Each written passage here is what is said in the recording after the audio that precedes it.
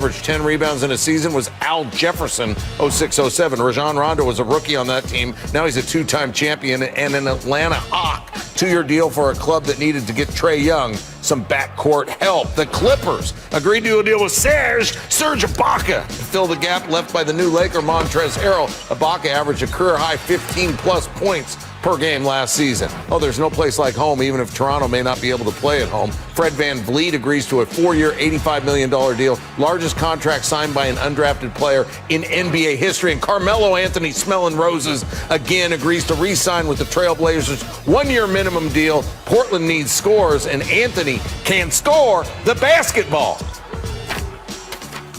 Adrian Wojnarowski's phone does not have an off button, and we're all better because of it. All right, NBA, how does the Gordon Hayward deal go down with Charlotte? Neil, in 2014, Gordon Hayward was playing with Utah. He was a restricted free agent. Michael Jordan and the Charlotte Hornets signed him to an offer sheet. Now, Utah matched it. But Gordon Hayward, his agent, Mark Bartelstein, remembered the effort that Charlotte made to try to get him back east then. Well, they were able to pull it off this time.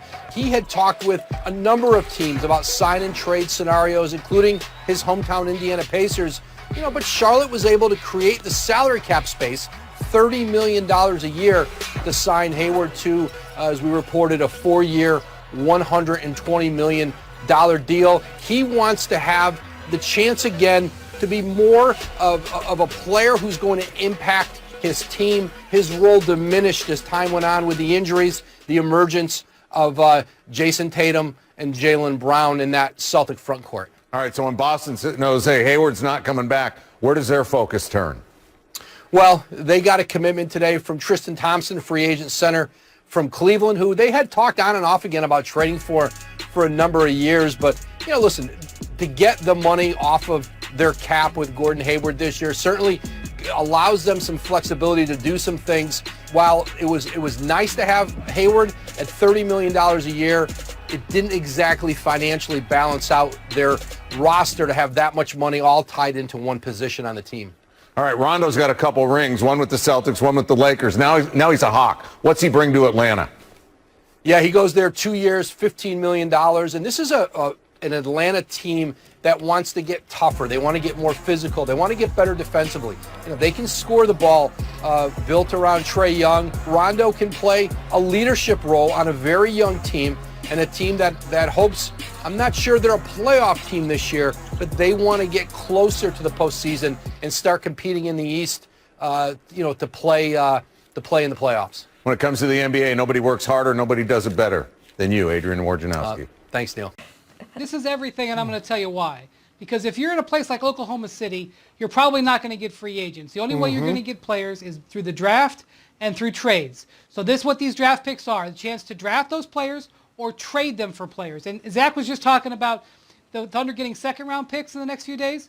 Watch him get another first-round pick, especially if they can participate in a sign-and-trade for Danilo Gallinari. He's not going to be back in Oklahoma City, but they could send him elsewhere. This is team building 101, but it's almost like team building 101.2 or something, because he's doing this to such an extent. I mean, even down to the level that the year or so that you're going to probably suck, which is next year, they're not even going to have fans.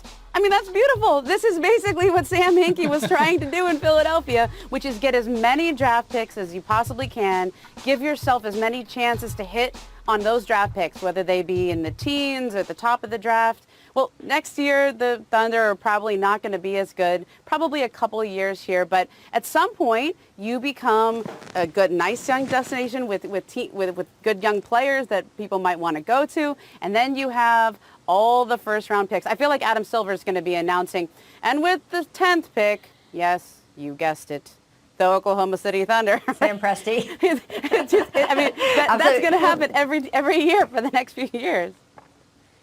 Well, Ramona, I like the point you made about the process. I think it's something that we don't quite hit on enough when we talk about Philadelphia, that Sam Hinkie's original vision included the fact that when you are drafting 18 and 19-year-old kids, you are just not going to know for sure what they are going to turn into in 3 or 4 years. So the idea isn't just get picks near the top of the draft or in the first round.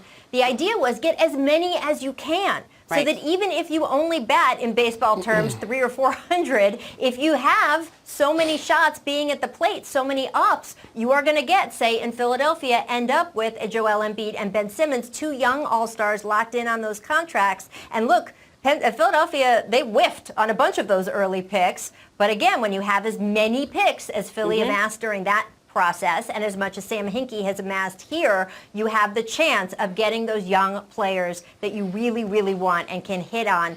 Paul, if you were on that team over the next few years, how would you approach it in terms of proving yourself to the Oklahoma City Brass? Because remember, they're going to have new players coming in with all these draft picks every year, and also to make your name for yourself, maybe to shop yourself to other teams around the league.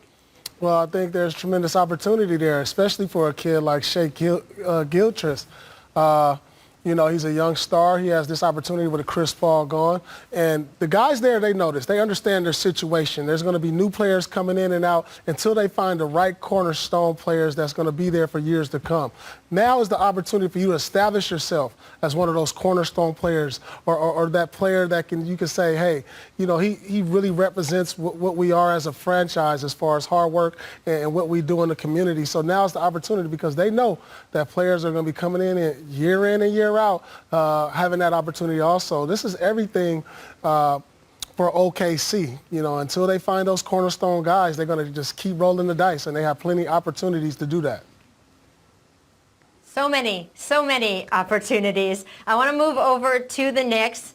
They cleared up $35 million in cap space, and we know they have been hunting for stars in recent years. Brian, so many times they have created cap space that has not led to anything, but it sure felt like this week that these were some smarter moves. They made a good draft pick, and I don't know, I look at that $35 million and Gordon Hayward just opted out for $34 million. Is the Knicks creating this room something, nothing, or everything? Yeah, I think it's something for sure. I mean, look, the Knicks realize that salary cap space is in high demand right now. There's not going to be much of it, especially after the Hawks make a move or two. And I think if you look at what they've done the last couple days, making a bunch of trades on draft night to move around to get their picks, and then making a move yesterday to take on a player, Ed Davis, where they picked up a couple more draft picks. It looks like they're trying to be strategic. Now, that doesn't mean that if a star all of a sudden doesn't become available, they're not going to grab them. But I think they're going to try to be strategic because, quite frankly, next year's draft and next year's free agent class are better than this year's. So going swinging big right now may not be the smart move. And by the way, there's a whole bunch of teams competing in the East. It may not be the worst year to not try to fight for the 8th seed. I know that's not what Knicks fans maybe want to hear, but I do think it's the prudent way of going about it. And so far, Leon Rose and his front office looks like they're following that path.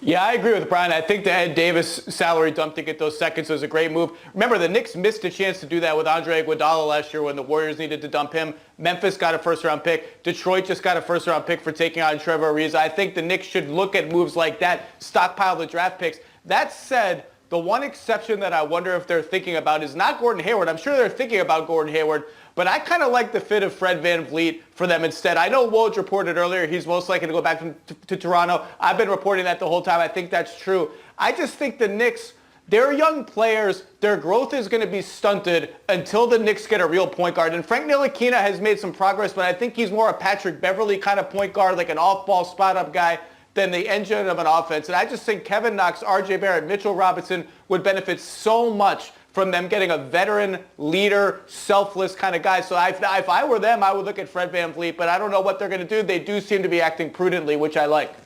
Well, look, we've all heard the Gordon Hayward supposition, right? I think there's a couple other teams that are not being mentioned for Gordon Hayward just because they don't have salary cap space. But remember, there's other ways for him to go places. Like if he wanted to go to an Indiana, they could do a sign-in trade. That's something that's floating out there right now.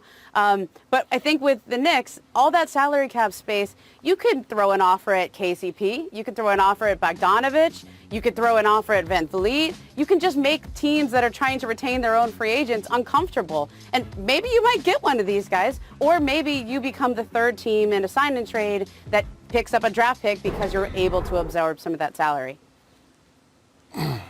Yeah, Paul, this idea of, hey, taking a reasoned, measured approach, not trying to force your way into the East in a year where all these teams really have so much skin in the game. Do you recognize this Knicks team? How do you feel about this? No, Pretty I nice don't to see, right? recognize it. I mean, they've done better with this draft, but the cap room